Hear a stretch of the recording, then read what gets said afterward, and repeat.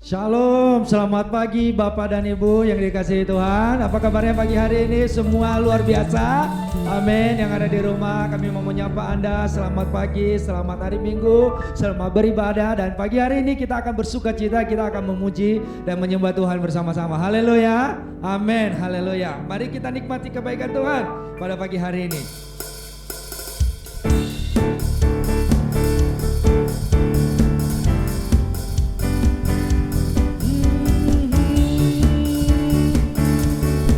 Kita datang di hadapan kemegahan Tuhan dengan penuh ucapan syukur. Di hadapan kemegahan-Mu, ku datang menyembah-Mu, membawa hati, membawa hidupku, teringat kasih setia-Mu di dalam setiap langkah. Sungguh Engkau baik di dalam hidupku, Engkau baik, selamat, teramat baik, teramat baik di hadapan kemegahan-Mu, ku datang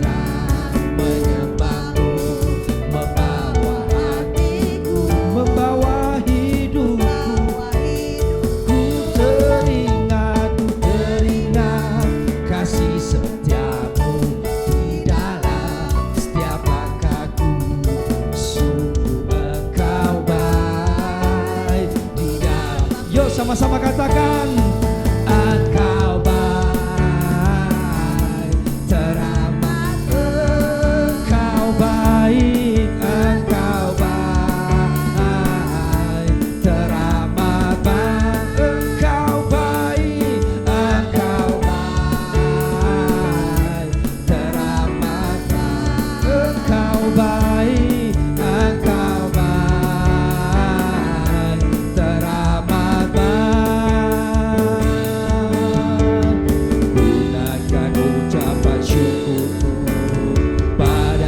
Yesus Tuhan, Engkau baik, teramat baik. Mari kita sama-sama katakan, Engkau baik. Haleluya. Yuk, sama-sama katakan, Engkau baik, teramat baik.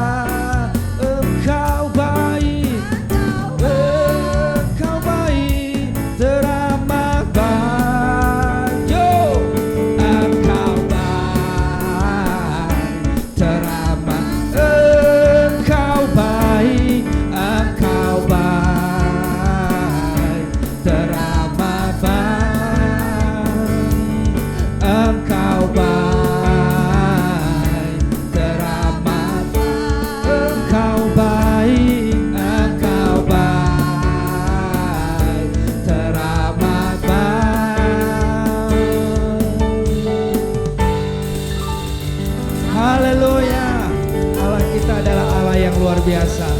Haleluya. Tuhan, terima kasih jika pada pagi hari ini kami boleh ada, Tuhan. Semua itu karena anugerah-Mu yang begitu besar dalam setiap kehidupan kami. Haleluya,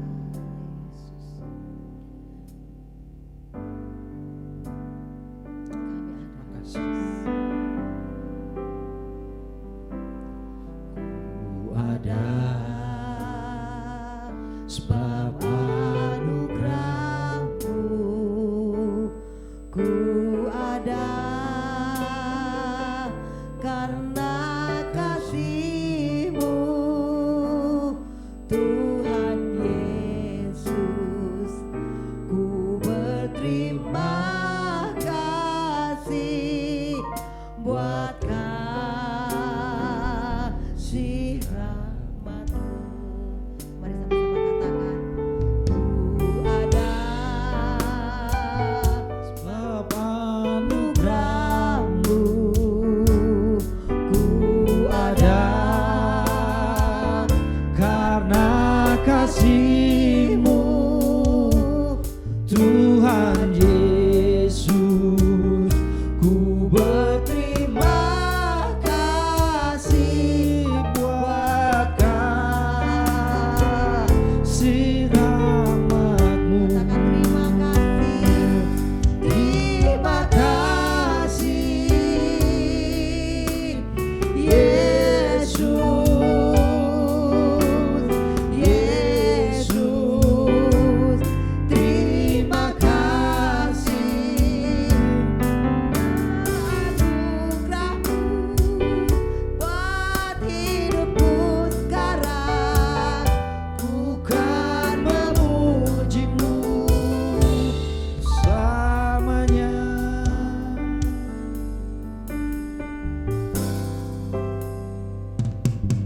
Ku ada sebab anugerah-Mu, ku ada karena kasih-Mu Tuhan Yesus, ku berterima kasih buat kasih rahmat-Mu.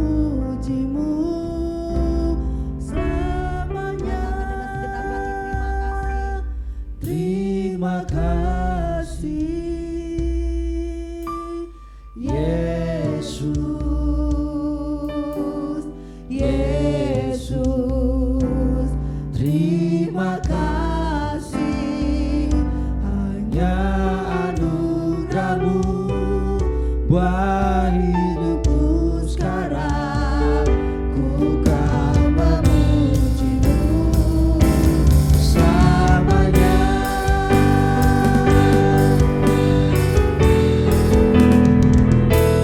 Terima kasih Yesus, Yesus. Terima kasih hanya anugerah-Mu buat hidupku sekarang. Ku kan memujimu selamanya. Terima kasih Yesus, Yesus. Terima kasih hanya anugerah-Mu buat hidupku sekarang. Ku kan memujimu selamanya. Ku kan memujimu selamanya.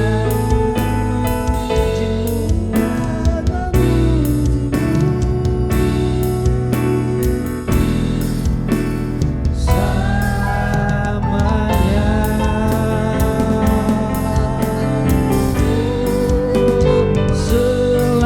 Haleluya.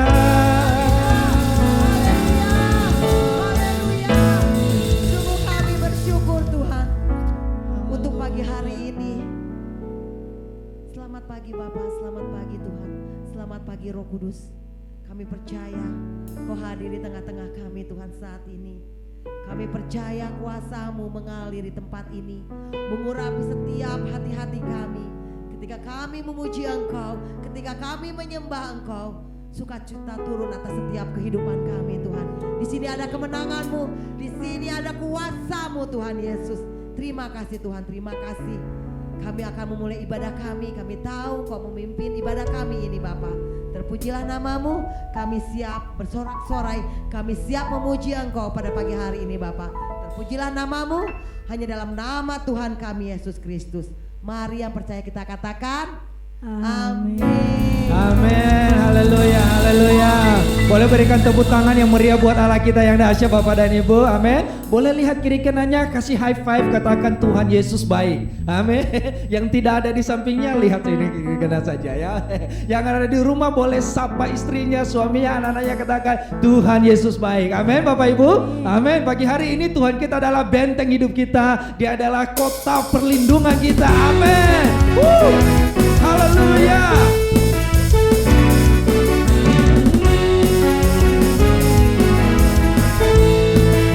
Boleh katakan bersama-sama, berjalan bersamamu. Berjalan bersamamu. Kami tidak akan gentar Tuhan, tak akan ku gentar. Tangan-Mu menopangku. Kami mau menjalani kehidupan kami Bapa, demi kehidupan. Katakan bersama-sama, Kau mengangkatku ke atas gunung batu, Kau beriku kemenangan. Sama-sama, Kau kekuatanku, amin. Anak hidupku, banjir keselamatan, Kau buktikan kasih setiamu, benteng hidupku. Tak akan ku takut, sebab ku tahu Kau besertaku. Serukan bersama-sama, Yesus jaminan hidupku. Haleluya. Kau jaminan hidup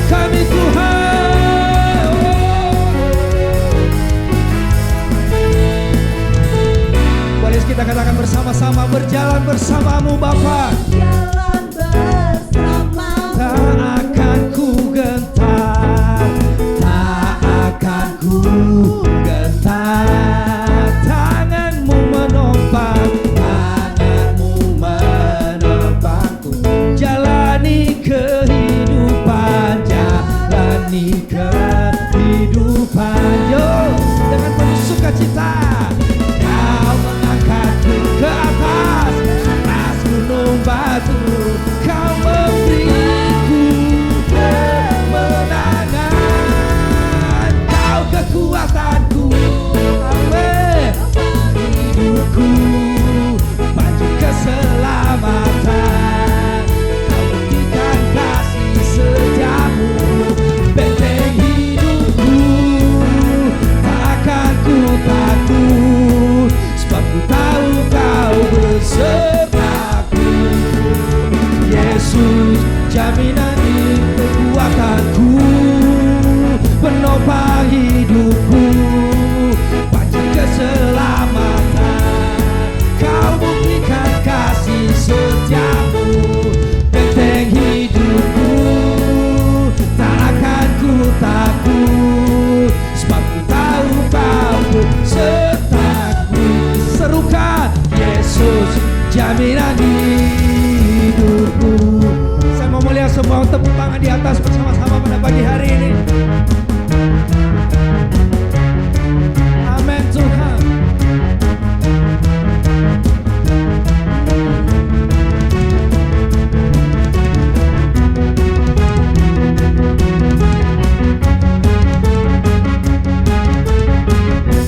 Yo serukan, Kau kekuatanku, penopang hidupku, panji keselamatanku, kasih setiamu, penopang hidup.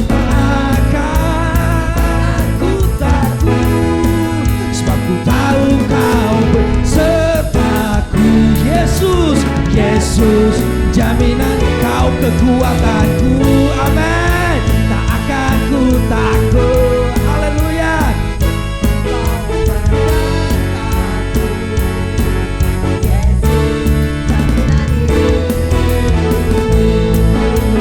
Kau kekuatanku, penopang hidup, panji keselamatanku,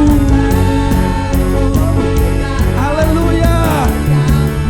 Benteng hidupku, tak akan ku takut, sebab ku tahu Kau besertaku. Dengan iman katakan, Yesus, jaminan hidupku.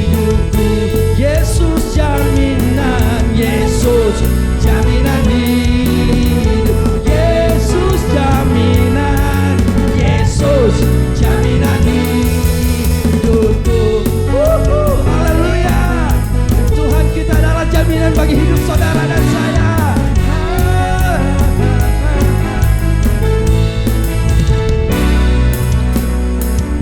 Amin, haleluya. Yesus, Kau jaminan hidup kami.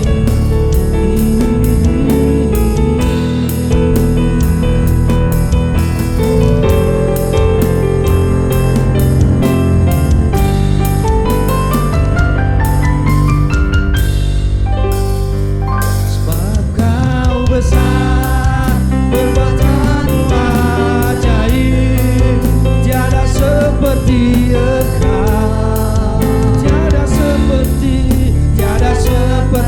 Engkau. Sebab Kau besar, perbuatanmu ajaib, tiada seperti Engkau, tiada seperti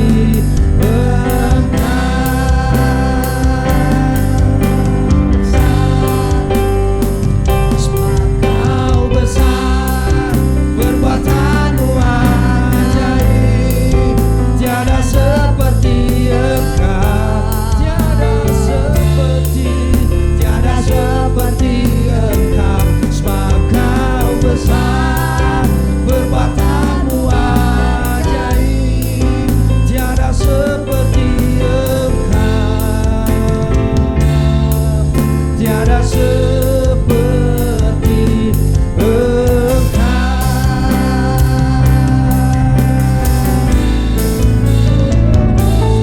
Kau besar, perbuatanmu ajaib, tiada seperti Engkau, tiada seperti Engkau. Kami mau katakan pagi hari ini Tuhan,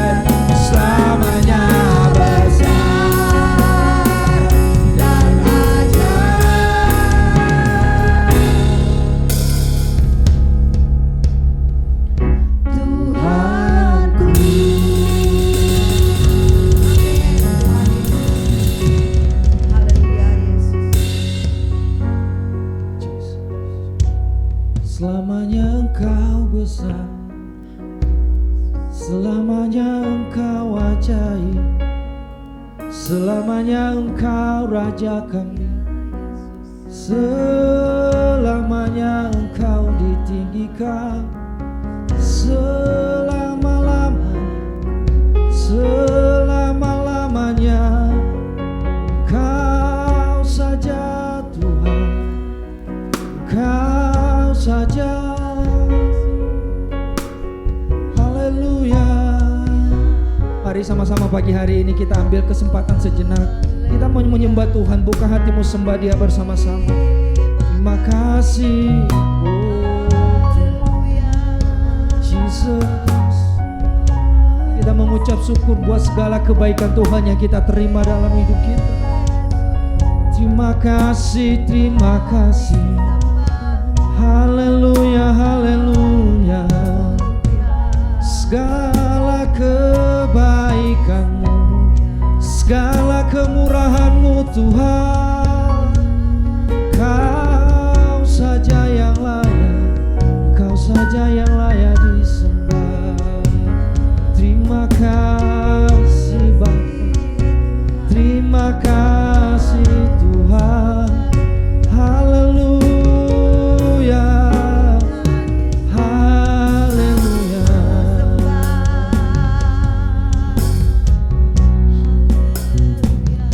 Terima kasih.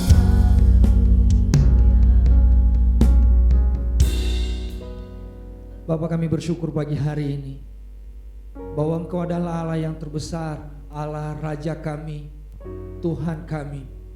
Dan pagi hari ini kami mau buka hati kami mau siapkan hati kami mau mendengarkan firman Tuhan. Dan berbicaralah kepada kami Tuhan seperti yang Engkau mau. Dan biarlah firman Tuhan yang kami dengarkan boleh menjadi rema dan berkat dan mengubahkan seluruh kehidupan kami. Terima kasih Tuhan Yesus, kami siap dan kami mau mendengarkan kebenaran firman Tuhan pagi hari ini. Di dalam nama Tuhan Yesus Kristus kami mau dengar firman Tuhan. Haleluya. Yang siap dengarkan firman Tuhan sama-sama katakan amin. Silakan duduk Bapak dan Ibu.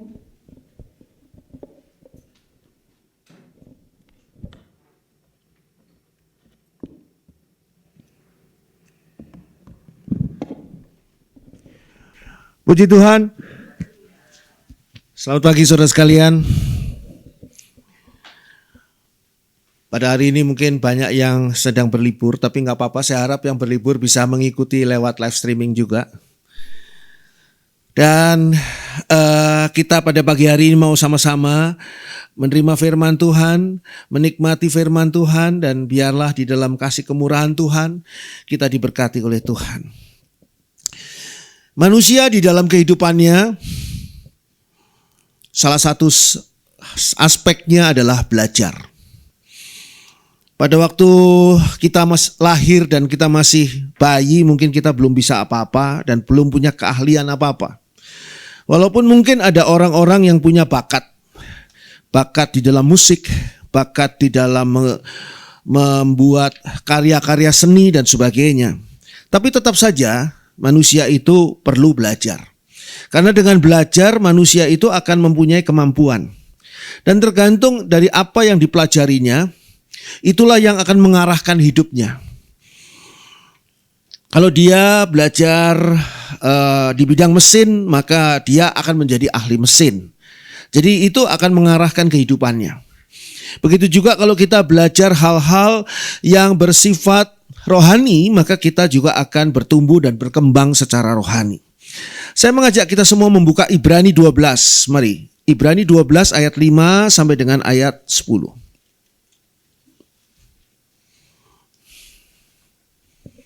Ibrani 12 ayat 5 sampai dengan ayat 10. Dan sudah lupakah kamu akan nasihat yang berbicara kepada kamu seperti kepada anak-anak? Hai anakku, janganlah anggap enteng didikan Tuhan. Dan janganlah putus asa apabila engkau diperingatkannya. Karena Tuhan menghajar orang yang dikasihinya.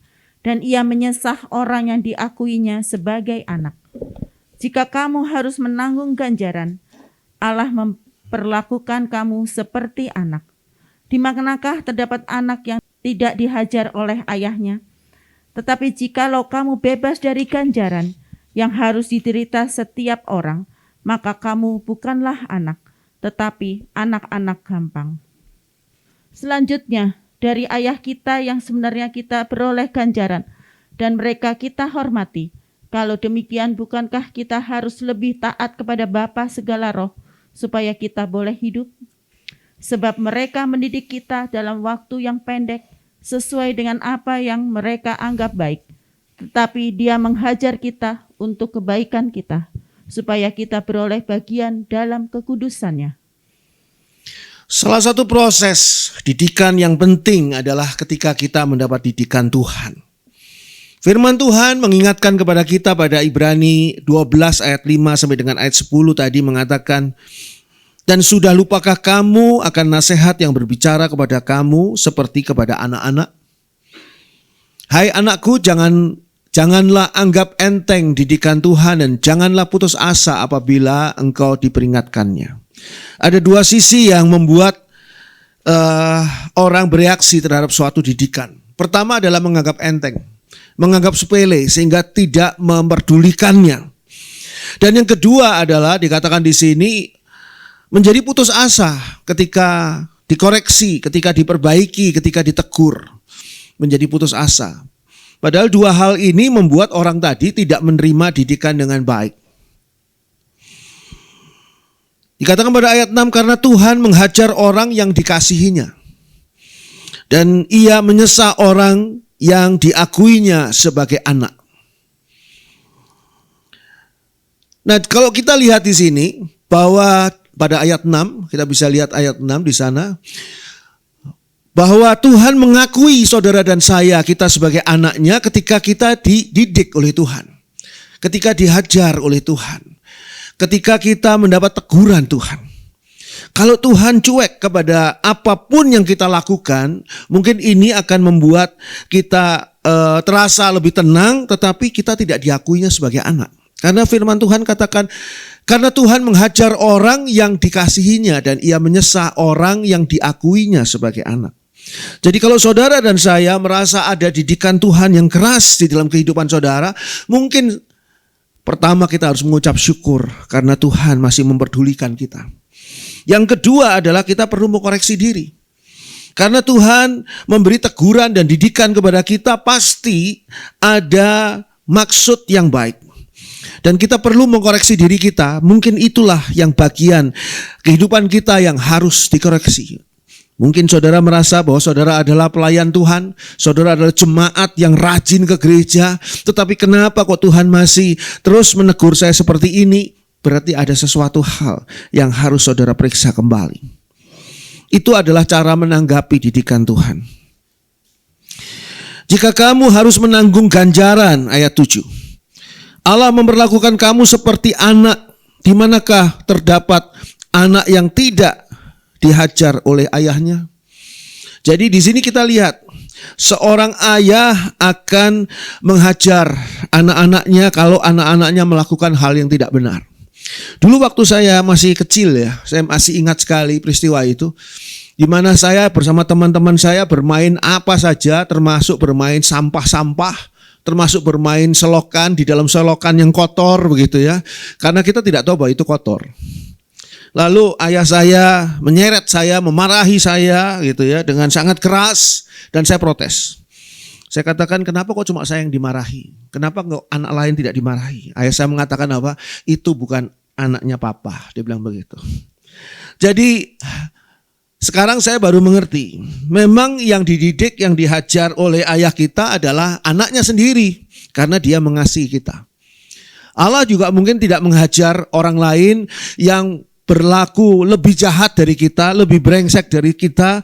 Kenapa kok didiamkan saja oleh Tuhan? Mungkin kita iri hati kepada mereka. Kenapa mereka kok hidupnya kelihatan senang, kelihatan tenang-tenang saja. Sedangkan saya melakukan sedikit saja kesalahan, mendapat teguran yang keras dari Tuhan. Itu menunjukkan bahwa Tuhan mengasihi saudara dan saya. Itu menunjukkan bahwa saudara dan saya adalah anak Tuhan. Sebab kalau bukan anak dibiarkan. itu bukan anaknya papa, kata ayah saya. Jadi dibiarkan, teman-teman saya masih mainan di selokan itu, selokan yang kotor entah dari mana datangnya. Warna airnya juga sudah jauh dari bening, dari biru dan sebagainya. Nggak ada warnanya hitam gitu ya. Tapi luar biasa. Makin jorok kelihatannya makin seneng anak-anak ini. Jadi tapi saya diseret dan dibawa pulang, disuruh mandi, suruh segala waktu masih kecil ya. Dan ini adalah hal yang saya sekarang pahami, oh iya ya, berarti ada perhatian yang luar biasa. Dikasihi, diakui, itu berarti diperhatikan. Kalau saudara sudah tidak diperhatikan lagi, saudara sudah dicuekin oleh Allah, melakukan apa saja Allah diam, tidak lagi menegur saudara, berarti itu adalah bahaya yang besar. Karena berarti kita sudah bukan anaknya dan kita sudah tidak diperdulikannya. Lalu dikatakan juga pada ayat 8, tetapi jikalau kamu bebas dari ganjaran yang harus diderita setiap orang, maka kamu bukanlah anak, tetapi anak-anak gampang. Di dalam hal ini adalah bentuk satu hal bahwa bentuk satu peristiwa ketika kita tidak mendapat ganjaran Tuhan, maka di sana harusnya kita sedih. Karena apa? Karena kita ternyata bukan anaknya. Selanjutnya dari ayah kita yang sebenarnya kita beroleh ganjaran dan mereka kita hormati. Kalau demikian bukankah kita harus lebih taat kepada Bapa segala roh, dikatakan di sana pada ayat 9 ya, supaya kita boleh hidup. Kita harus lebih taat kepada Bapa segala roh supaya kita boleh hidup. Karena mungkin ayah kita tidak mengetahui semua sisi, semua segi dalam kehidupan kita. Dan dia mengajar kita, mendidik kita dengan keras. Dan itu adalah demi kebaikan kita.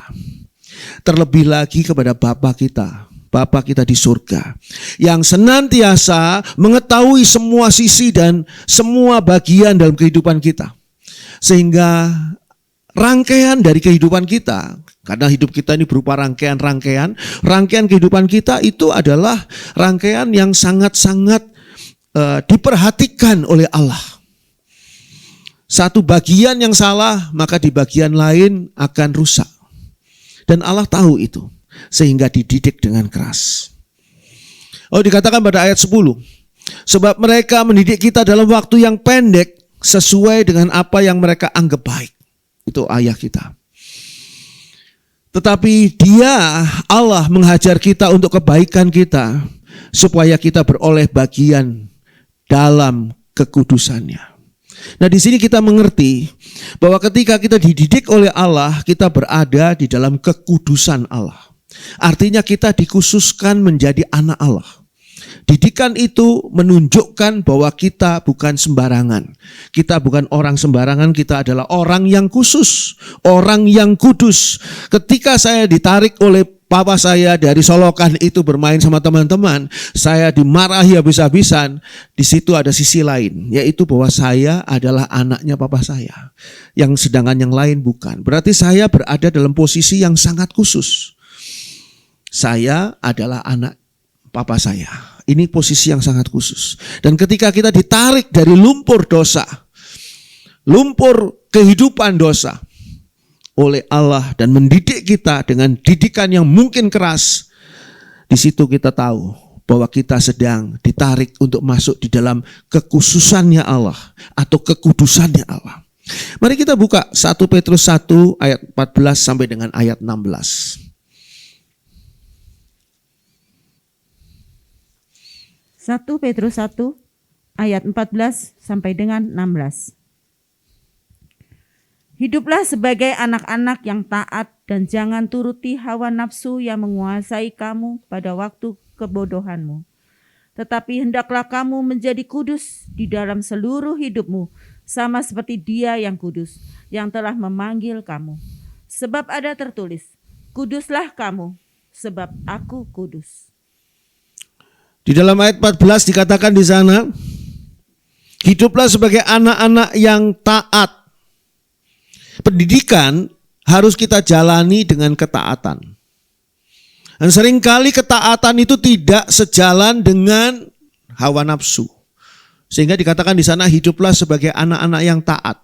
Dan jangan turuti hawa nafsu. Orang yang menuruti hawa nafsu, orang itu tidak bisa untuk menjadi taat. Taat kepada didikan Tuhan. Tahu didikan Tuhan, mengerti didikan Tuhan. Mungkin malah hafal beberapa ayat-ayat didikan Tuhan, tapi tidak taat. Karena apa? Karena mau menuruti hawa nafsu. Pendidikan harus kita jalani di dalam ketaatan. Dan seringkali ketaatan tidak sejalan dengan hawa nafsu dalam keinginan kita. Ingat di sana, jangan turuti hawa nafsu yang menguasai kamu pada waktu kebodohanmu.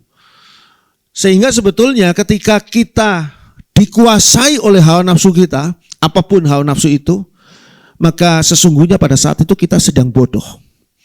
Kita sedang tidak bisa berpikir, tidak bisa memilih mana yang baik dan mana yang buruk, mana yang harus diterima dan mana yang harus dibuang. Ayat-ayat ini saya rasa sudah tidak perlu dijelaskan lagi. Ketaatan seringkali didasari oleh apa? Oleh penguasaan diri. Tapi hawa nafsu isinya pemuasan keinginan. Saudara ketika mau taat, saudara harus bisa menguasai diri. Taat ketika saudara menjalankan perintah, taat ketika saudara berada di dalam sebuah aturan, maka saudara harus bisa menguasai diri. Tidak bisa melakukan seenaknya saja, karena ada garis-garis aturan yang harus saudara ikuti. Terserah saudara, saudara mau mengikuti atau tidak. Saudara juga boleh melawan, boleh tidak ikuti, tapi berarti namanya tidak taat. Kalau mau taat berarti kita harus menguasai diri kita untuk tidak tunduk kepada hawa nafsu kita, tidak tunduk pada pemuasan keinginan kita. Dan ketika kita menuruti hawa nafsu kita, saat itu kita sedang berada dalam kebodohan dan nanti akan disesali. Tapi semuanya sudah terlanjur. Ingat ini. Ketika kita menuruti hawa nafsu, keinginan kita, di saat itu kita sedang bodoh dan tidak bisa berpikir dengan baik. Tidak bisa berpikir dengan bijaksana. Tidak bisa berpikir dengan benar. Nantinya kita akan sesali. Kenapa saya kok melakukan ini? Kenapa saya melakukan ini lagi? Kenapa saya kok tidak bisa menahan diri untuk tidak melakukan ini? Dan itu adalah pergumulan yang sebenarnya. Pada ayat 15 dikatakan di sana, tetapi hendaklah kamu menjadi kudus di dalam seluruh hidupmu. Sama seperti Dia yang kudus yang telah memanggil kamu. Jadi targetnya, salah satu target didikan Tuhan di sini adalah menjadikan kita kudus di dalam seluruh hidup kita. Bukan kudus hanya sebagian hidup kita.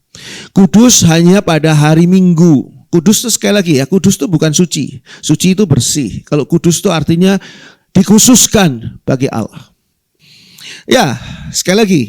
Tadi kita sudah baca 1 Petrus 1 berhenti pada ayat 15 tadi. Tetapi hendaklah kamu menjadi kudus di dalam seluruh hidupmu sama seperti Dia yang kudus yang telah memanggil kamu. Ingat, saya ingatkan sekali lagi bahwa kudus itu bukan suci. Suci itu artinya bersih.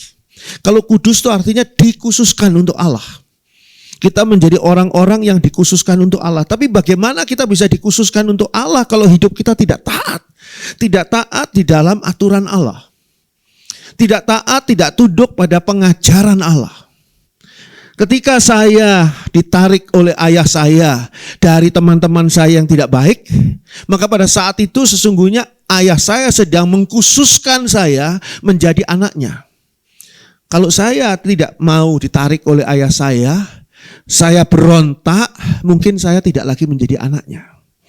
Kalau kita berontak dari Allah, kita punya free will, kita punya kehendak bebas, kita bisa mengatakan, Allah ini adalah hidupku, aku mau seperti ini, bebas dong, jangan atur aku. Boleh, tapi kita kehilangan Allah, kehilangan status kita sebagai anak Allah. Dan sama seperti standarnya di sini adalah seperti Dia yang kudus, yang telah memanggil kamu. Allah itu kudus. Allah sendiri mengkhususkan dirinya bagi orang-orang yang kudus, bagi orang-orang yang dikuduskannya. Standarnya adalah Tuhan yang kudus. Itu ukuran kekudusan yang harus kita capai. Dan di sini kita perlu belajar. Kalau saudara mau pergi ke Korea, mau tinggal di Korea, maka saudara harus belajar bahasa Korea. Saudara nggak bisa cuma nonton film Korea terus saudara merasa diri sudah jadi orang Korea, nggak bisa. Saudara harus belajar bahasa Korea, saudara harus belajar bahasa setempat, saudara harus belajar budaya setempat. Beda halnya kalau saudara mau pergi ke Jerman, mau tinggal di Jerman. Maka saudara harus belajar bahasa Jerman, belajar budaya Jerman, karena saudara mau tinggal di sana. Jadi tergantung sekarang, saudara mau tinggal di mana. Saudara mau tinggal di surga yang kudus, saudara harus belajar bahasa kekudusan. Saudara harus belajar didikan kekudusan yang datangnya dari Allah. Allah mau supaya kita benar-benar belajar, supaya kita bisa menjadi orang-orang yang dikuduskan. Ayat 16 dikatakan di sana. Sebab ada tertulis, kuduslah kamu sebab aku kudus. Ini target. Tidak bisa ditawar. Kuduslah kamu sebab aku kudus. Jadi orang yang tidak mengkhususkan dirinya bagi Allah, jangan harap menerima Allah yang mengkhususkan dirinya bagi saudara. Alasan mengapa kita harus menjadi kudus, itu adalah karena Allah itu kudus. Sehingga kita hanya dapat menjadi satu dimensi dengan Allah, yang tinggal bersama Allah di dalam surga, itu kalau kita juga menjadi kudus. Tidak mungkin kita bisa tinggal di dalam surga kalau kita berbeda dimensi dengan Allah. Allah kudus, kita tidak kudus. Allah mengkhususkan diri untuk umatnya, kita tidak mau mengkhususkan diri bagi Allah. Mengkhususkan diri bagi Allah itu sekali lagi kita harus belajar. Kita harus menerima didikan Allah. Dan menerima didikan Allah berarti apa? Taat. Sebab kalau tidak taat, tidak mungkin kita akan menerima didikan Allah atau menjalani didikan Allah. Saudara bisa saja tidak taat dan saudara masa bodoh terhadap semuanya itu. Saya masih ingat, saya bersama saudara-saudara saya dulu waktu masih kecil, kami itu diajari oleh ayah saya, diberi atau dipanggilkan seorang guru piano. Saya masih ingat sekali guru piano. Tapi terus terang saja saya tidak taat di dalam belajar piano itu. Sehingga sampai hari ini saya nggak bisa main piano. Walaupun sudah belajar. Malah tiap kali belajar piano itu rasanya kesel. Jengkel, marah, berontak, rasanya kayak dijajah begitu ya. Dan akhirnya sekarang saya rasakan, seandainya saya sekarang bisa piano, saya bisa bermain musik, mungkin sangat menolong untuk melayani Tuhan. Dan ini adalah hal yang saya merasakan kerugian setelah waktunya lewat. Bayangkan kalau hal ini terjadi ketika kita sudah lewat waktunya untuk taat dan mengkhususkan diri bagi Allah. Sudah lewat waktunya, pintu surga sudah ditutup dan kita baru menyesal. Aduh, waktu itu ya harusnya saya taat. Harusnya saya tidak melakukan hal-hal yang dilarang oleh firman Tuhan. Harusnya saya mengikuti arahan firman Tuhan. Pendidikan, pelatihan ini menjadi satu hal yang penting. Kalau saudara mau menjadi tentara, saudara menerima pendidikan dan pelatihan yang berbeda dengan kalau saudara mau menjadi penari balet. Ya, kalau saudara menjadi tentara, itu didikannya berbeda jelas. Saudara harus mungkin berlari, saudara harus melewati rintangan-rintangan, tidak sama dengan penari balet. Penari balet mungkin saudara harus stretching gitu ya. Berdiri di atas ibu jari saudara, sudah bisa bayangkan. Rata-rata penari balet yang sungguh-sungguh penari balet itu jari-jari kakinya rusak semua. Karena dia harus berdiri di atas. Begitu juga pakaian yang dipakainya. Nah, mungkin saudara berperang dengan baju balet, nggak mungkin. Begitu juga saudara tidak mungkin menari balet dengan sepatu tentara, nggak mungkin. Jadi semua itu ada kaidah-kaidah yang harus diikuti. Sekarang bagaimana kalau saudara mau menjadi seorang penari balet tapi sehari-harinya saudara latihan sebagai tentara? Bagaimana saudara mau masuk surga kalau sehari-harinya saudara hidup sebagai manusia duniawi? Coba, itu tidak ada tidak ada hubungannya sama sekali.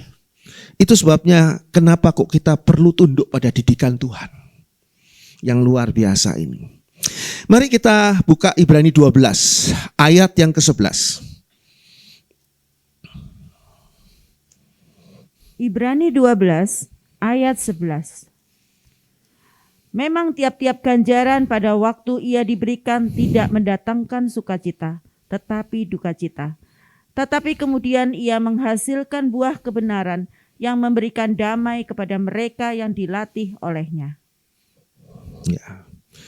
Ada model pendidikan yang lain, yaitu yang namanya ganjaran. Dalam New International Version dikatakan sebagai disiplin. Itu didikan yang berbeda.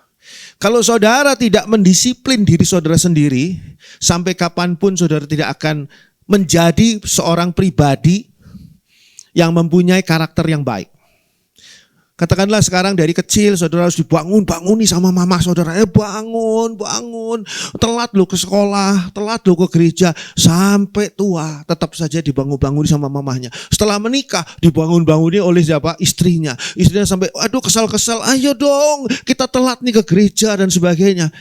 Saudara akan seperti itu terus dan tidak pernah berubah. Harus ada free will saudara, keinginan bebas saudara untuk apa? Untuk menerima, menjalankan kedisiplinan. Barulah terbentuk pribadi saudara dengan baik. Nanti ketika saudara sudah bekerja, saudara sudah harus masuk kantor, saudara ada komitmen dengan pihak-pihak lain di dalam suatu kerjasama dan sebagainya, di situ baru saudara rasakan bahwa selama ini saya tidak disiplin. Sehingga tiap kali ketemu dengan partner ataupun dengan orang lain dalam bisnis selalu telat. Terlambat itu adalah sesuatu hal yang buruk. Karena apa? Saudara sudah sepakati datang ke gereja jam 8. Itu sudah terlambat karena jam 8 gereja mulai. Saudara harus sepakati sesungguhnya saya mau apa ini? Saya mau ketemu dengan klien, jam berapa, di mana? Saudara ikuti dengan sesungguhnya, sepenuhnya, saudara disiplin. Dikatakan di sini pada Ibrani 12 ayat 11, memang tiap-tiap ganjaran disiplin ya, pada waktu ia diberikan tidak mendatangkan sukacita. Jadi betul-betul mendatangkannya duka cita. Tetapi duka cita, tetapi dikatakan, tetapi kemudian ia menghasilkan apa? Buah kebenaran yang memberikan damai kepada mereka yang dilatih olehnya. Jadi ganjaran tadi, disiplin tadi memang mendatangkan duka cita, tetapi berbuahkan kebenaran dan damai. Artinya apa? Kebenaran dan damai tidak mungkin bisa diperoleh tanpa kita menerima ganjaran. Atau di dalam New International Version dikatakan sebagai disiplin. Dan dalam pendisiplinan itu seringkali kita merasa dipaksa. Ada kalanya loh. Saudara suka baca Alkitab enggak? Saudara suka berdoa enggak di rumah? Saudara suka bersekutu enggak? Suka membangun mezbah keluarga tidak? Itu semua harus dimulai dengan apa? Dengan saudara memaksakan diri, mendisiplin diri untuk melakukannya. Sebab kalau tidak, hanya 1 kali, 2 kali saudara lakukan dan setelah itu saudara tinggalkan. Di sini juga kita dididik untuk apa? Untuk menundukkan diri, patuh, setia. Semua itu dibutuhkan di dalam apa? Di dalam kedisiplinan. Saudara harus menundukkan diri, patuh dan setia. Dan semua itu mendatangkan, dikatakan tadi, damai, mendatangkan kebenaran dalam hidup kita. Orang seringkali mau hasilnya, tapi tidak mau bayar harganya. Orang selalu ingin enaknya, tidak mau perjuangannya. Padahal di dalam perjuangan itulah proses terjadi. Ketika Tuhan mendisiplin kita, itu bukan untuk menyiksa kita. Kadang-kadang orang berpikir negatif.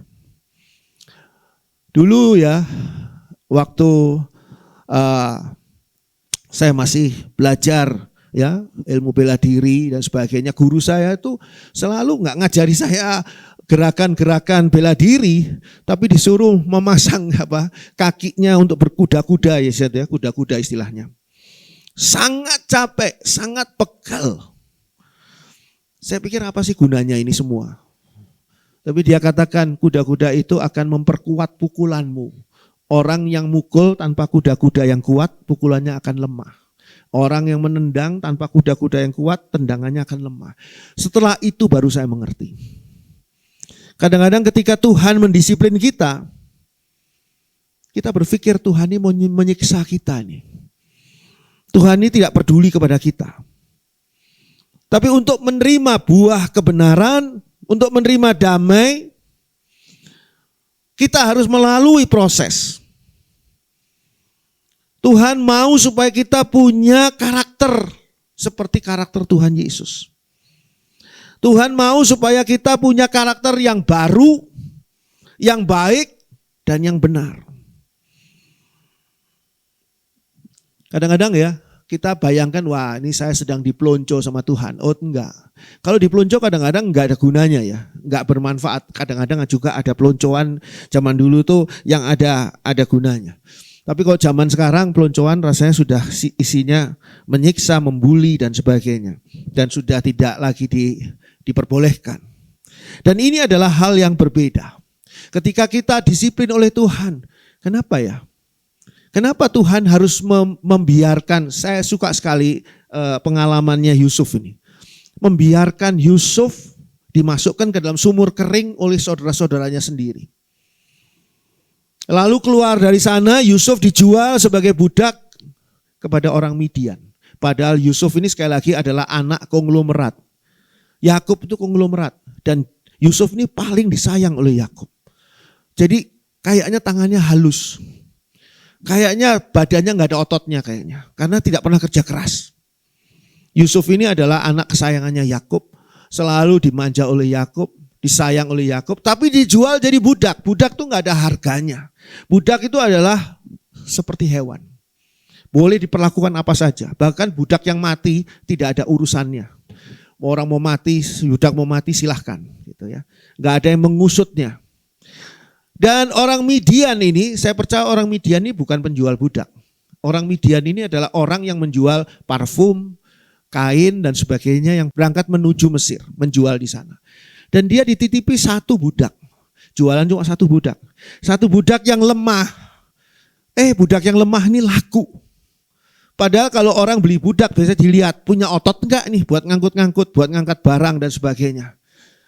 Punya kekuatan enggak?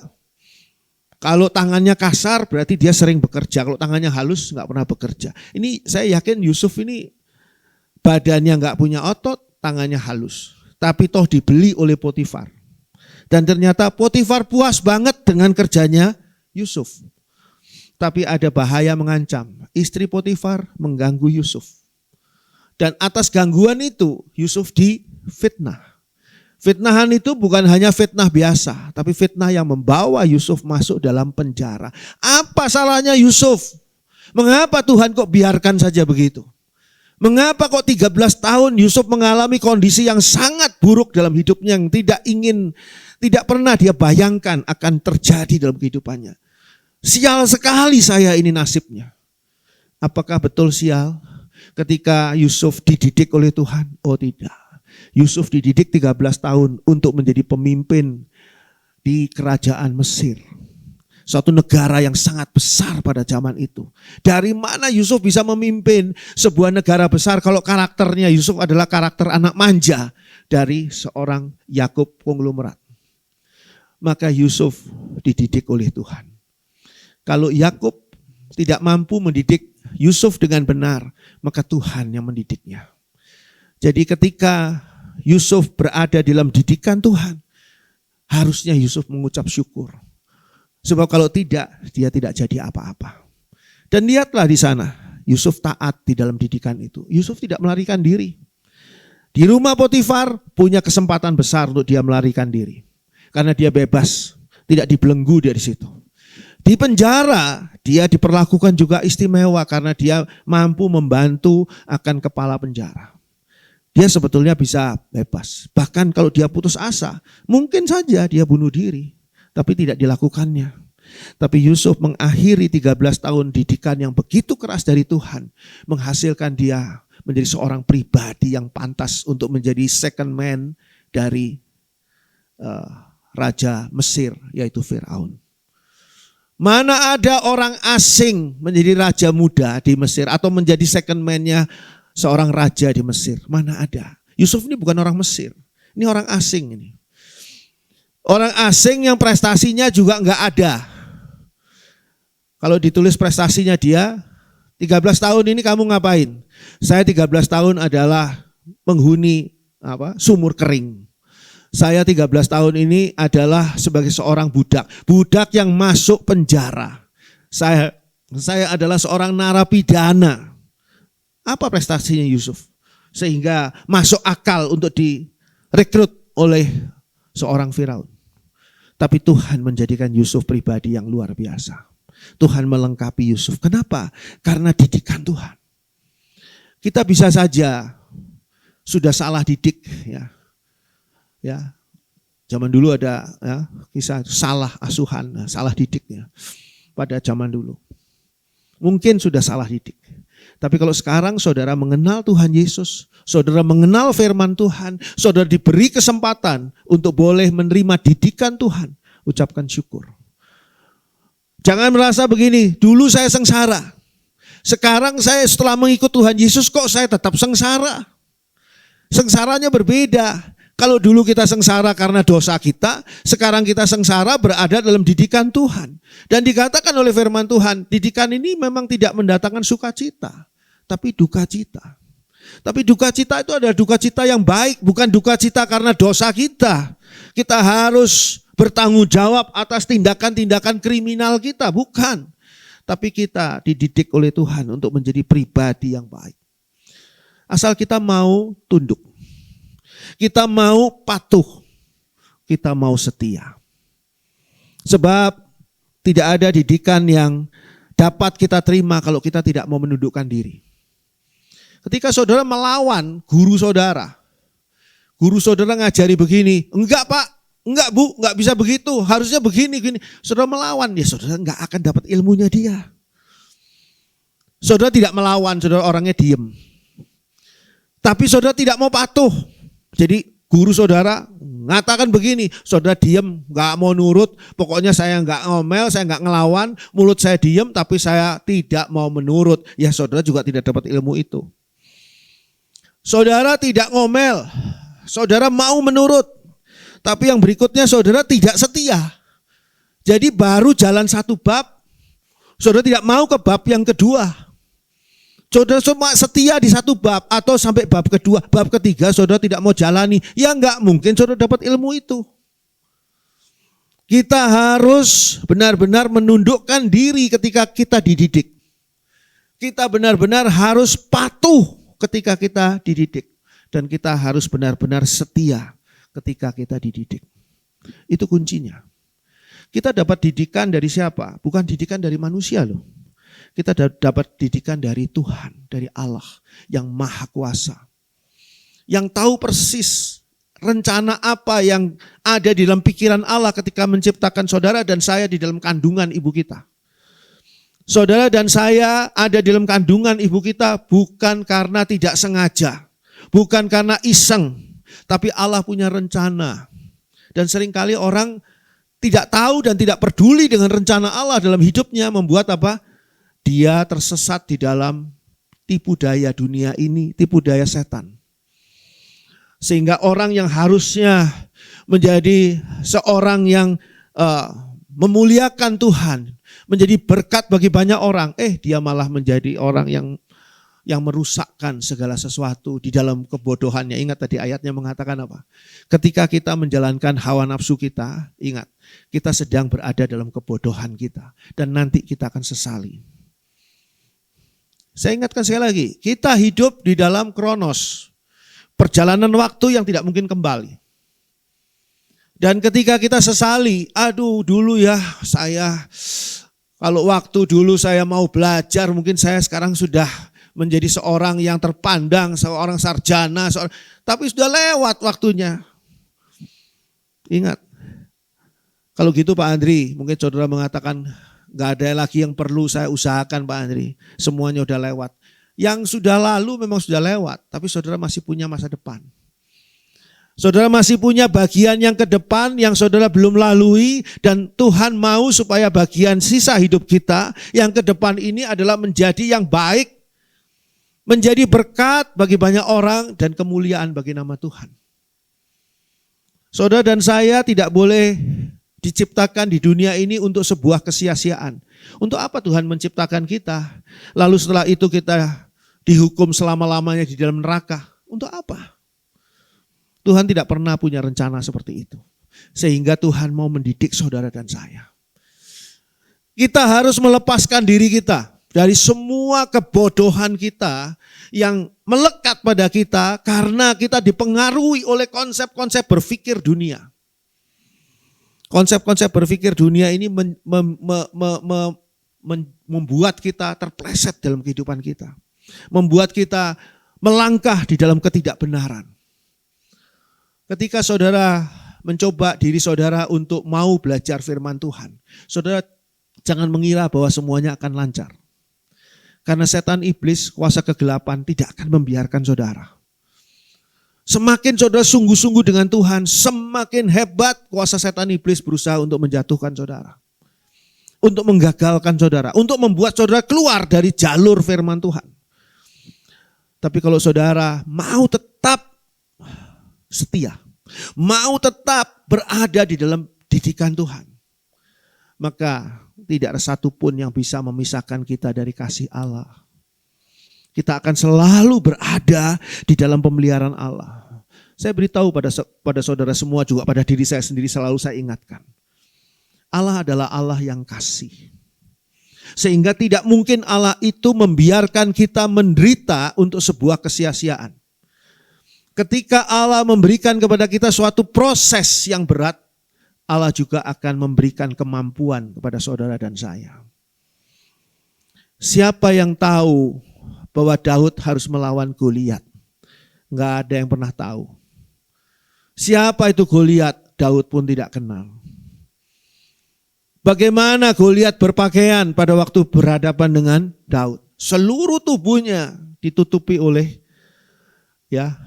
baju perang yang senjata, tidak tembus senjata mungkin, sulit senjata untuk bisa tembus ke sana pada zaman itu ya. Senjatanya baru panah, pedang, tombak. Tapi Daud punya keahlian yang mungkin dipelajari sudah sejak lama, yaitu melempar batu yang ada di umban. Itu tuh sulit loh. Melempar batu yang ada di umban itu ternyata sulit. Saya pernah belajar yang mirip-mirip itu, yaitu ketepel. Ya, ketepel, saudara tahu ya ketepel. Untuk bisa mengetepel buah mangga punya tetangga sehingga jatuh dan saya ambil, itu sulit sekali. Bisa kena ke kacanya rumah tetangga dan tetangganya marah besar, atau kena gentengnya tetangga, sulit sekali untuk bisa tepat. Sekarang bagaimana dengan sebutir batu Daud bisa melumpuhkan Goliat karena batu tadi melesak masuk ke dalam dahinya Goliat yang tidak tertutup oleh baju zirahnya Goliat. Bagaimana Daud bisa punya strategi perang seperti itu? Kan dia tidak pernah tahu bahwa akan berhadapan dengan Goliat. Tapi Tuhan sudah menyiapkan Daud. Tuhan sudah mempersiapkan Daud. Daud bukan hanya belajar main kecapi. Kalau Daud hanya belajar main kecapi ketika berhadapan dengan Goliat, Daud mengambil kecapinya dan menyanyikan lagu-lagu Goliat terharu menangis gitu. Itu harapannya sebuah film drama. Enggak. Daud ternyata di padang gurun itu dia belajar untuk melemparkan batu dari umban. Umban itu seperti kain, bukan kain ya, selembar kulit di mana di situ bisa disisipkan batu dan diputarkan dan pada waktu yang tertentu itu dilepaskan. Saudara bisa bayangkan itu keterampilan. Keterampilan. Orang pegang pistol saja harus ada latihannya, kalau enggak mungkin bisa nembak musuh, yang apalagi kalau musuhnya bergerak. Nah sekarang pakai umban begitu. Saudara bisa cobalah. Bisa-bisa umban itu ketika diputar kena ke jidatnya sendiri, beletak. Karena apa ya? Karena enggak latihan. Nah bagaimana Daud sekarang? Daud ditantang Goliat. Ada waktu dia berlatih? Enggak ada. Kapan Daud diberi ilmu itu oleh Tuhan? Ya kemarinnya lagi.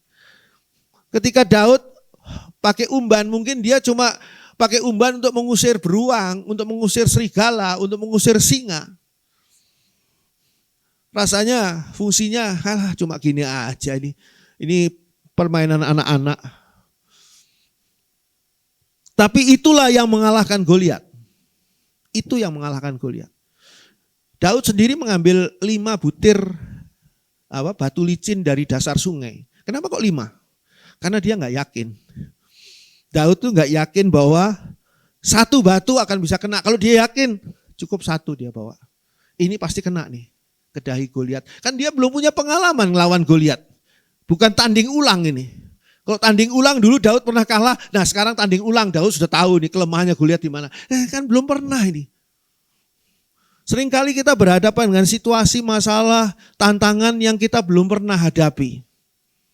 Tapi kalau Tuhan sudah mempersiapkan kita melalui didikan Tuhan di masa yang lalu, percayalah Tuhan sudah mempersiapkan kita. Makanya kalau dididik sama Tuhan, jangan mengeluh. Kalau dididik sama Tuhan harus mengucap syukur. Saya nggak tahu nih ke depan harus berhadapan dengan apa dan bagaimana. Tapi hari ini, didikan hari ini akan bermanfaat, akan berguna ketika saya akan mengalahkan segala masalah di masa depan. Saya beritahu pada saudara dan saya sendiri, seringkali saya juga bicara pada diri saya sendiri. Bahwa Allah itu luar biasa. Punya rencana yang begitu sempurna. Sehingga kalau saudara baca kisahnya Daud, ini menarik kisahnya Daud. Pernah nggak dia pakai umban lagi? Selama hidupnya dia pakai umban dalam perperangnya cuma sama Goliat. Nggak terus-terusan sama orang-orang musuh-musuh Israel, orang-orang Filistin semua dilempari pakai umban. Enggak. Daud sudah pakai pedang, sudah pakai panah. Daud sudah menggunakan alat-alat perang yang biasa dipakai pada waktu itu. Tapi kunci pertamanya untuk bisa gol di dalam karirnya Daud, umban. Dari mana belajarnya? Kalau bukan Tuhan yang mendidiknya. Ada bayi yang begitu lahir langsung pandai melempar umban? Enggak ada. Yang ada adalah didikan Tuhan. Didikan Tuhan melalui apa? Latihan. Latihan itu harus dijalankan dengan apa? Dengan cara menundukkan diri, tunduk pada latihan itu. Dengan jalan apa? Dengan jalan patuh pada latihan itu. Dengan jalan apa? Setia pada latihan itu. Kalau saudara tidak mau membayar harganya, jangan beli barangnya. Kalau saudara tidak mau membayar harganya, saudara tidak akan mendapatkan apa yang Tuhan sudah sediakan. Jadi kita nyerah sama Tuhan. Yesaya 35 ayat 3 sampai dengan 10.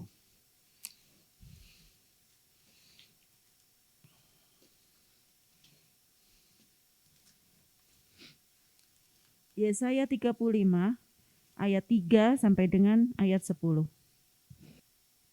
Kuatkanlah tangan yang lemah lesu dan teguhkanlah lutut yang goyah. Katakanlah kepada orang-orang yang tawar hati, kuatkanlah hati, janganlah takut. Lihatlah, Allahmu akan datang dengan pembalasan dan dengan ganjaran Allah. Ia sendiri datang menyelamatkan kamu. Pada waktu itu mata orang-orang buta akan dicelikkan dan telinga orang-orang tuli akan dibuka. Pada waktu itu orang lumpuh akan melompat seperti rusa dan mulut orang bisu akan bersorak-sorai. Sebab mata air memancar di padang gurun dan sungai di padang belantara. Tanah pasir yang hangat akan menjadi kolam dan tanah kersang menjadi sumber-sumber air. Di tempat serigala berbaring akan tumbuh tebu dan pandan. Di situ akan ada jalan raya yang akan disebutkan jalan kudus.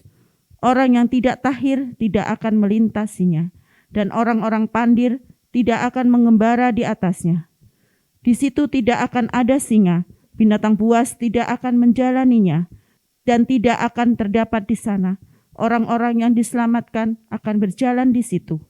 Dan orang-orang yang dibebaskan Tuhan akan pulang dan masuk ke Sion dengan bersorak-sorai, sedang sukacita abadi meliputi mereka. Kegirangan dan sukacita akan memenuhi mereka. Kedukaan dan keluh kesah akan menjauh. Mengapa dikatakan di sana pada ayat 3 dan 4, kuatkanlah tangan yang lemah lesu, teguhkanlah lutut yang goyah. Katakanlah kepada orang-orang yang tawar hati. Mengapa kok dikatakan di sana tangannya lemah lesu, lututnya goyah dan tawar hati? Ini bukan saja karena menghadapi masalah yang berat.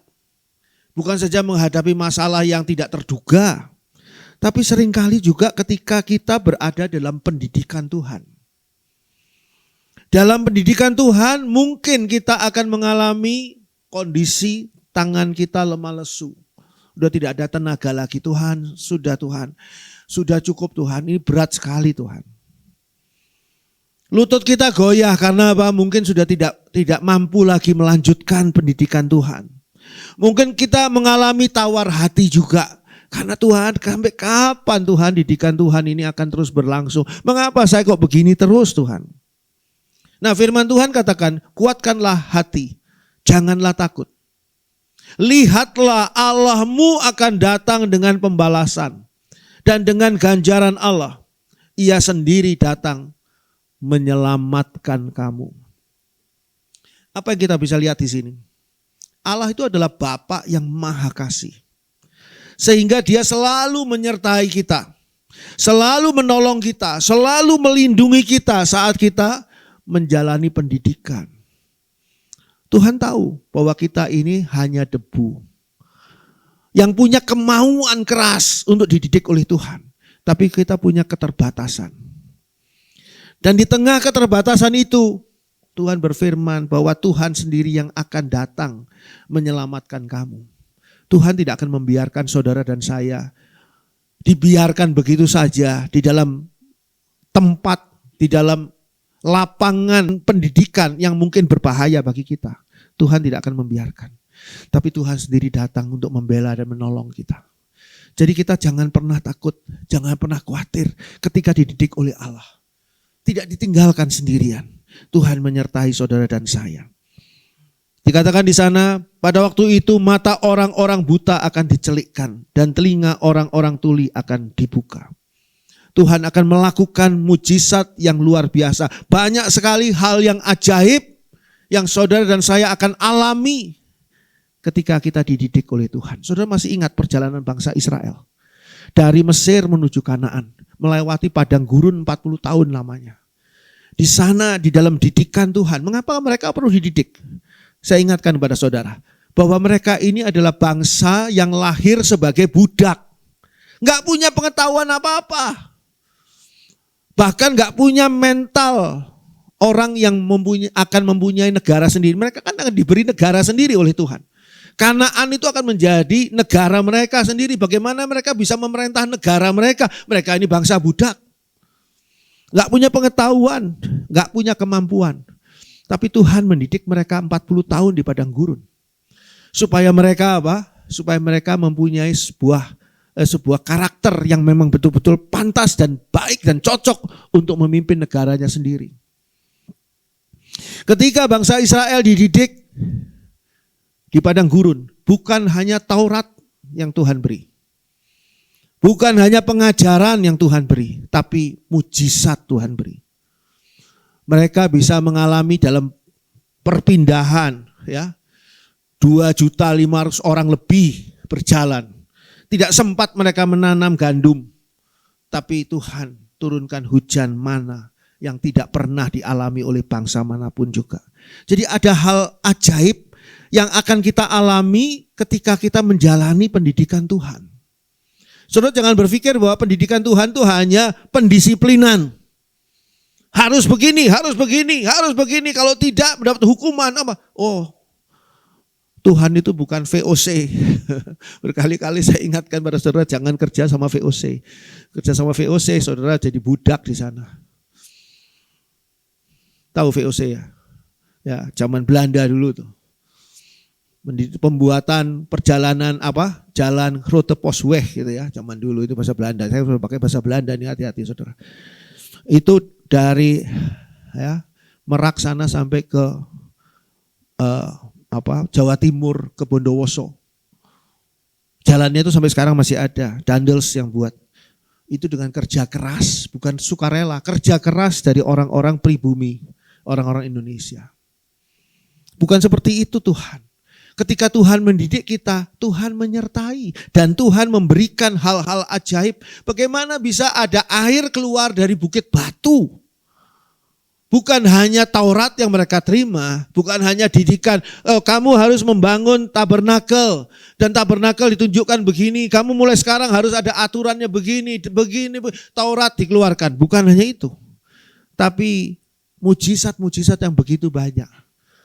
Bagaimana bisa burung puyuh itu jatuh di depannya mereka? Pada saat mereka sudah moving, sudah jalan, burung puyuh itu jatuhnya tidak di tempat yang kemarin, di tempat-tempat mereka berada. Bagaimana mana tadi, hujan mana tadi mengikuti perjalanan bangsa Israel, itu mujizat. Belum lagi laut Teberau yang terbelah. Semua mujizat. Oleh sebab itu kalau saudara sedang dididik oleh Tuhan, jangan banyak ngeluh. Apalagi protes, apalagi berontak pada Tuhan. Lebih baik banyak menyerah sama Tuhan. Tuhan tolong saya, mampukan saya Tuhan untuk menyelesaikan didikan Tuhan ini sampai selesai. Nanti saudara akan melihat banyak mujizat Tuhan terjadi di dalam proses saudara dididik oleh Tuhan. Mujizat Tuhan terjadi karena apa? Karena saudara sudah melampaui hal yang sesungguhnya sudah tidak masuk akal. Didikan Tuhan itu adalah didikan untuk membentuk kita sebagai manusia surga. Kita dipindahkan dari dunia ini menuju surga. Sehingga kita harus punya mental orang surga. Orang kerajaan Allah. Bagaimana kita bisa punya mental orang kerajaan Allah kalau kita tidak pernah dididik oleh Tuhan? Mental kerajaan Allah ditunjukkan oleh siapa? Oleh Tuhan Yesus. Tuhan Yesus itu prototype. Itu contohnya Tuhan Yesus itu. Kita punya panutan yang jelas. Yang tidak mungkin menipu kita. Dan pada saat saudara dan saya mau, oke Tuhan saya mau menjadi serupa dengan Yesus. Nikmati sebuah dan banyak sekali, bukan hanya sebuah, banyak sekali mujizat Tuhan yang terjadi. Sebab saudara sudah sedang melampaui sebuah didikan, bukan didikan duniawi, tapi didikan surgawi. Kadang-kadang mungkin saudara perlu menangis. Tuhan, saya gak sanggup lagi Tuhan. Tuhan, tangan saya sudah lemah. Tuhan, lutut saya sudah goyah. Tuhan, ayat 4 mengatakan, saya sudah tawar hati Tuhan. Saya gak mampu lagi Tuhan. Lalu firman Tuhan katakan, kuatkanlah hati. Janganlah takut menghadapi proses ini. Lihatlah Allahmu akan datang dengan pembalasan dan dengan ganjaran Allah. Ia sendiri datang menyelamatkan kamu. Situasi diubah oleh Tuhan. Kondisi diubah oleh Tuhan.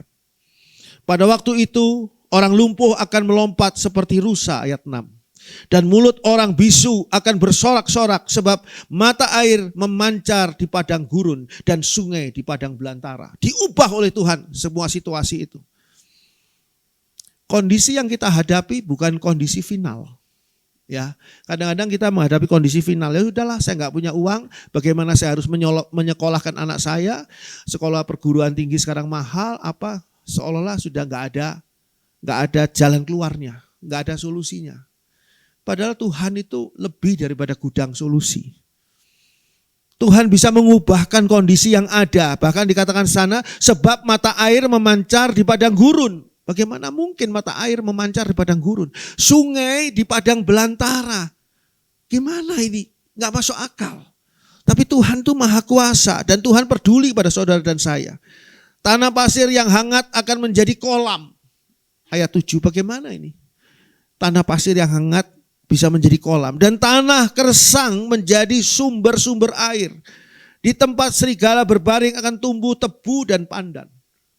Bagaimana bisa menjadi tanah yang begitu subur, bisa berubah kondisinya, kalau bukan karena mujizat Tuhan. Dan itu semua diberikan kepada siapa? Diberikan kepada orang yang mau setia di dalam didikan Tuhan. Saudara saat ini mungkin sedang dididik oleh Tuhan. Kita semua sedang dididik oleh Tuhan. Jangan pernah berkecil hati.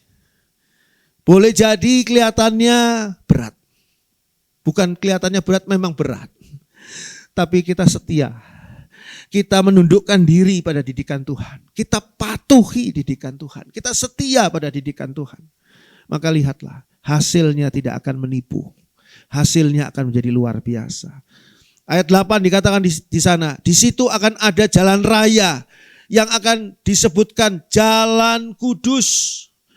Orang yang tidak tahir tidak akan melintasinya, dan orang-orang pandir tidak akan mengembara di atasnya.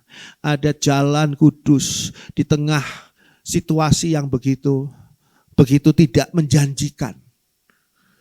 Kita tidak perlu memegang janji orang dunia kok. Tidak perlu menjanjikan menerima janji dunia. Kadang-kadang ini menjanjikan atau enggak ya? Menjanjikan baru kita mau. Enggak usah. Kita lihat bagaimana rencana Allah.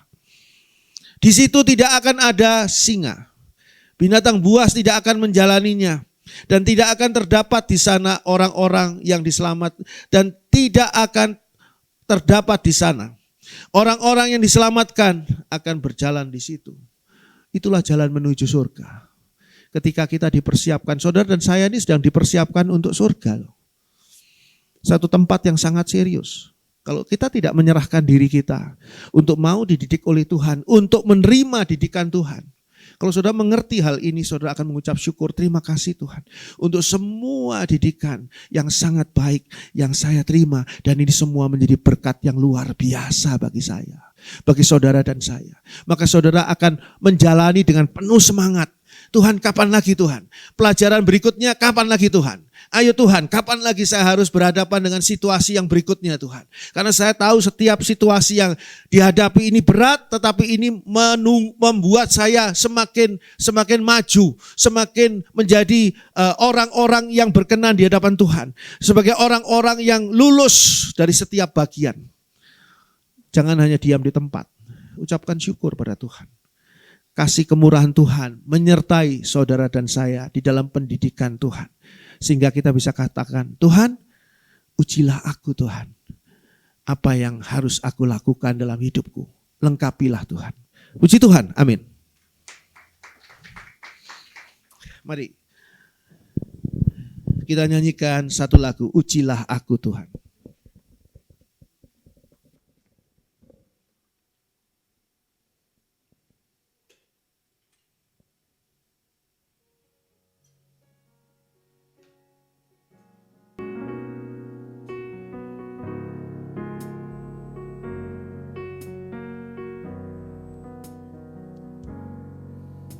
Ujilah aku Tuhan, cobalah aku Tuhan, selidiki batinku dan hatiku, mataku tertuju padamu. Aku cinta padamu Tuhan.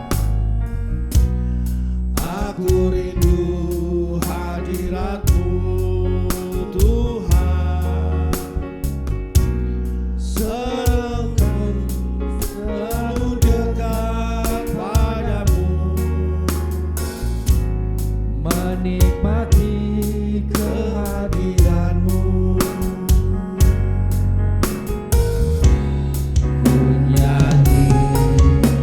Hosana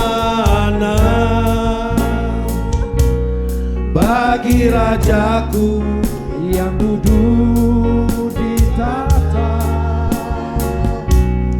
Aku muliakan dan ku agungkan, Kau layak ku nyanyi Hosana. Mari kita bangkit berdiri. Nyanyi Hosana bagi Rajaku yang duduk di tahta. Aku muliakan dan ku agungkan, Kau layak. Ku nyanyi Hosana.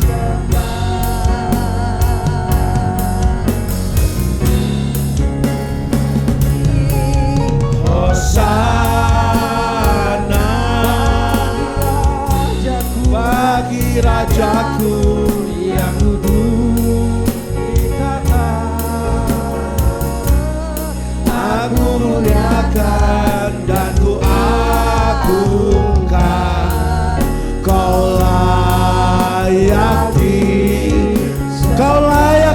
disembah.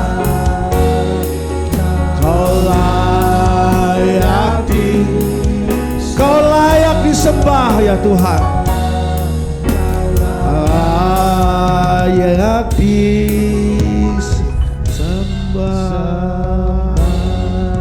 Haleluya, haleluya.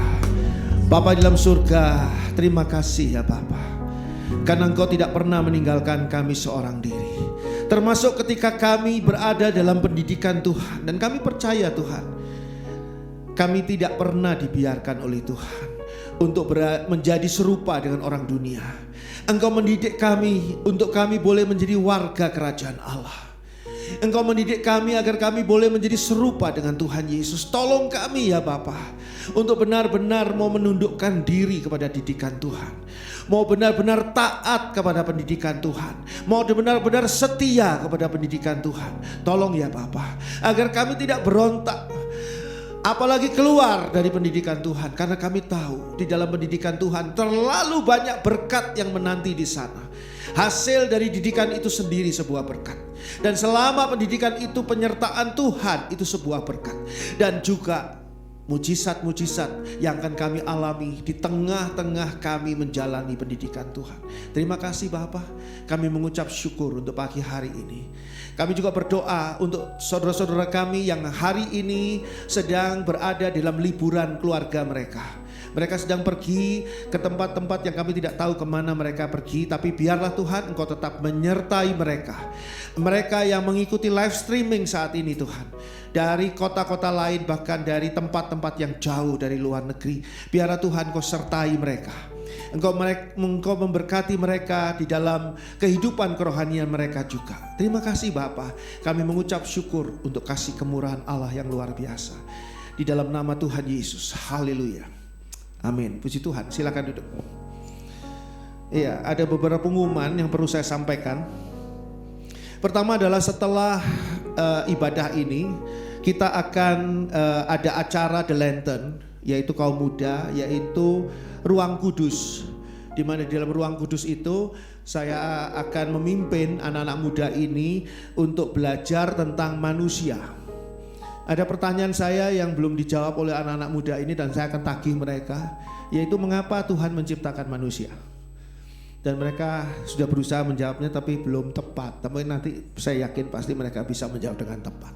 Dan kita akan lanjutkan pelajaran tentang manusia. Lalu hal yang lain adalah persekutuan wanita. Temanya adalah buah roh, bagian yang ketiga. Akan dibawakan oleh pendeta Dr.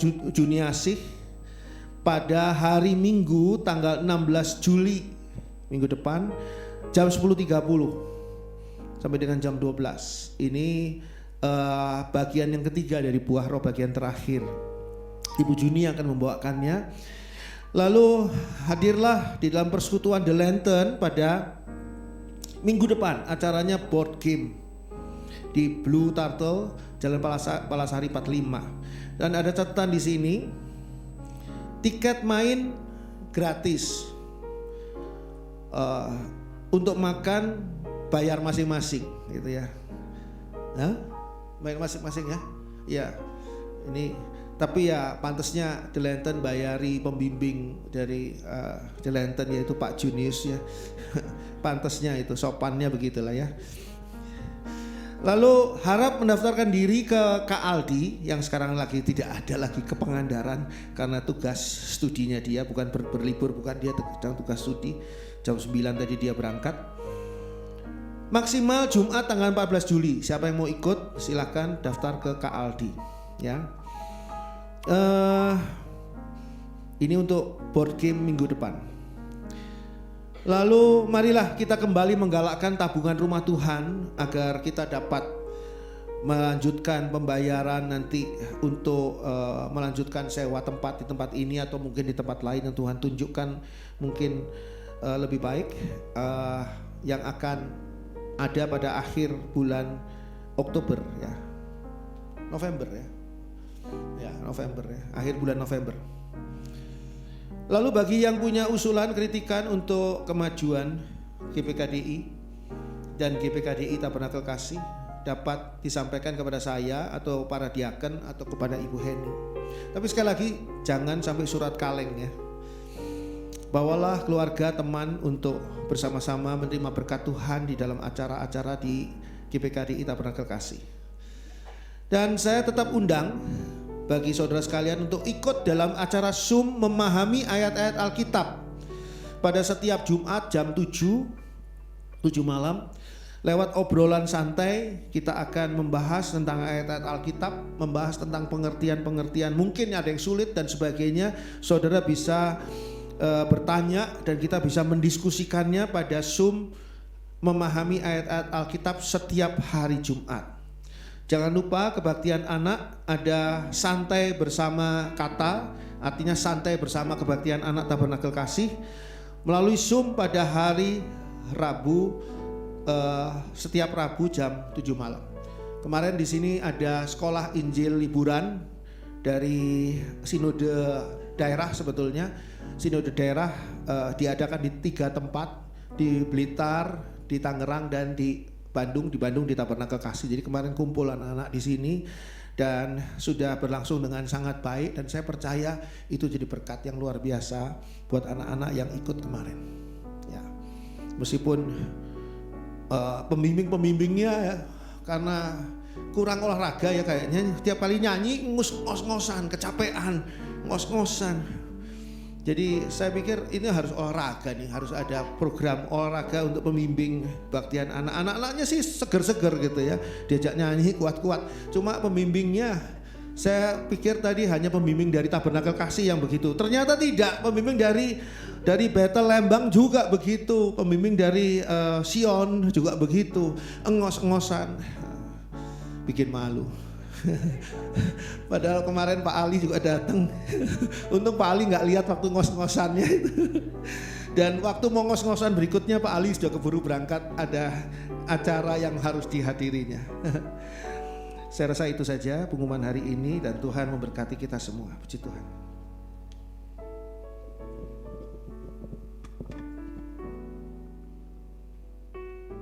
Baik Bapak dan Ibu, semua diberkati lewat firman Tuhan pada pagi hari ini. Amin ya, semua diberkati Tuhan, dan tetap komitmen untuk ngirit Tuhan meskipun kita harus menghadapi ujian dalam hidup ini. Amin ya Bapak Ibu ya. Haleluya. Nah, kita juga akan memberikan persembahan pada pagi hari ini yang terbaik buat Tuhan untuk mendukung pelayanan di tempat ini. Bagi Bapak Ibu yang tidak bisa hadir di tempat ini, boleh transfer lewat bank yang tertera di layar TV handphone Anda, dan pagi hari ini boleh memberikan persembahan. Dan bagi Bapak Ibu yang ada di tempat ini, nanti akan kantong persembahan akan dijalani. Nah, sebelum kita memberikan persembahan, kita akan menaikkan pujian.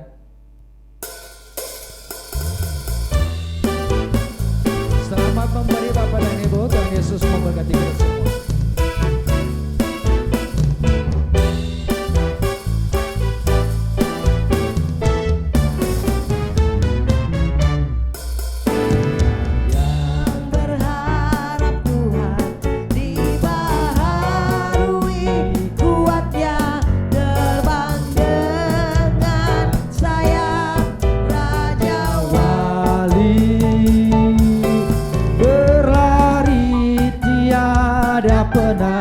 Berjalan tiada lelah, ajarku harapan Tuhan. Orang yang berharap Tuhan, orang yang berharap Tuhan, dibaharui kuatnya, terbang dengan sayap Raja Wali. Tiada penat, berjalan tiada lelah, ajarku harapan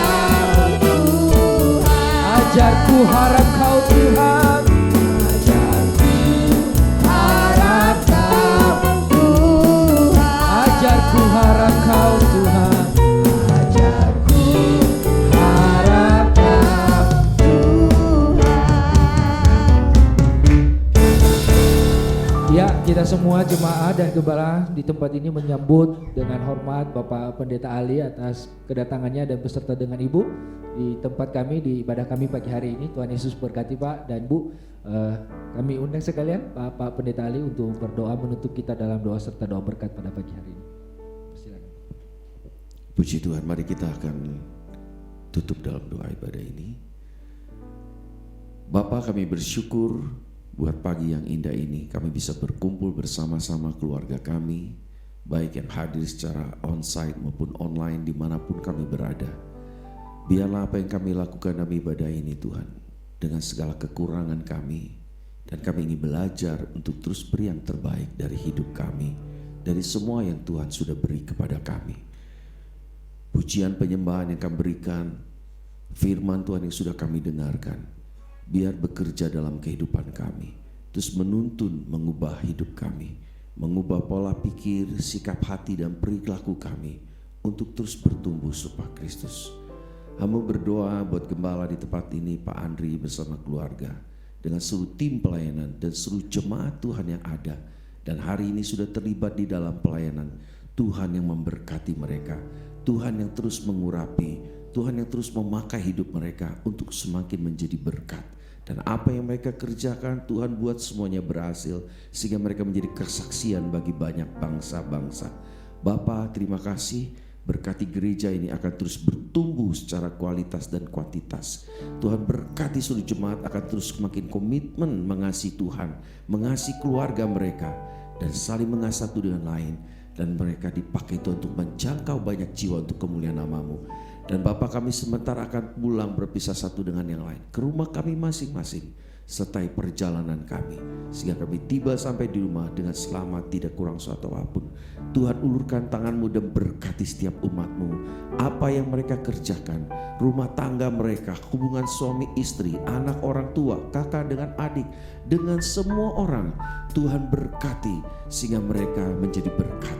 Apa yang mereka kerjakan, usaha mereka, pekerjaan mereka, kuliah mereka, sekolah mereka, Tuhan buat berhasil sehingga mereka menjadi kesaksian dimanapun mereka berada. Apa yang mereka rindukan buat anak-anak muda, mungkin mereka bergumul untuk pekerjaan, Tuhan temukan pekerjaan terbaik bagi mereka yang tidak menghalangi mereka tetap melayani Tuhan. Dan Tuhan berkati suami istri yang rindu untuk punya anak, ya Tuhan memberkati kandungan istri mereka sehingga tahun ini istri mereka bisa hamil dan bisa punya anak tahun depan. Tuhan, apa yang mereka rindukan, mereka yang belum punya rumah, Tuhan memberkati mereka bisa punya rumah. Tuhan, apa yang mereka gumulkan Tuhan dalam segala ekonomi, dalam keuangan mereka, dalam usaha mereka, pada waktu mereka taat mengikuti Tuhan, mereka melihat tangan Tuhan menuntun sehingga mereka bisa masuki tanah perjanjian, mengalami kemaksimalan dan mengalami kelimpahan dari Tuhan di dalam segala aspek hidup mereka. Angkat tangan saudara. Tuhan memberkati engkau dan melindungi engkau. Tuhan menyinari engkau dengan wajahnya dan memberikan engkau kasih karunia. Tuhan menghadapkan wajahnya kepadamu dan memberikan engkau damai sejahtera. Nikmati dan alami seluruh berkat yang berlimpah-limpah dalam semua dan damai sejahtera dari Bapa, kasih sayang dari Tuhan Yesus, persekutuan dengan Roh Kudus, terus memimpin engkau, memenuhi engkau, menguatkan dan meneguhkan engkau lewat setiap proses kehidupan, sehingga engkau bertumbuh menjadi pribadi yang dewasa, penuh kasih dan kebenaran, kejujuran, kerendahan hati, dan roh, jiwa dan tubuhmu terpelihara sempurna, tanpa cacat celah, sampai Maranatha Tuhan datang kedua kali. Demi nama Yesus Kristus, setiap kita percaya berkata, amin.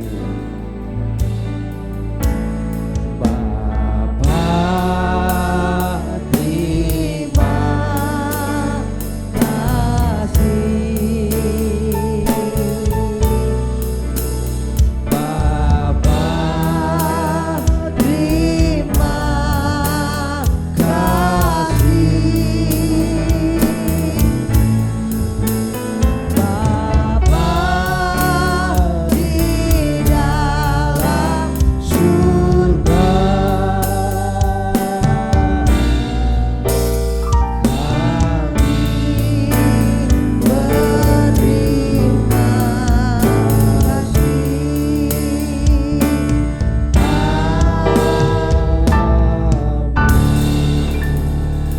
silakan duduk Bapak dan Ibu, kita bersaat teduh sejenak.